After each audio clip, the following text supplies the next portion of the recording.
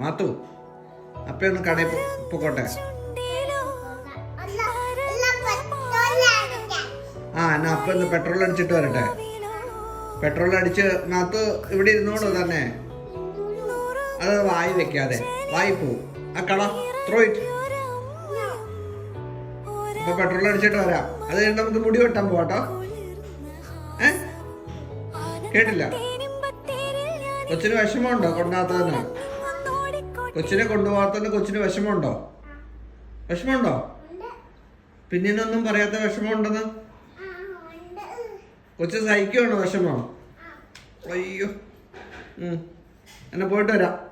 വരുമ്പോ ബിരിയാണി വാങ്ങണോ? ബിരിയാണി വാങ്ങണോ? ചിക്കൻ ബിരിയാണിയാണോ വേണ്ടത് മട്ടൻ ബിരിയാണിയാണോ? ഏതാ വേണ്ടേ? ചിക്കൻ ബിരിയാണി അല്ലയോ? Okay bye bye.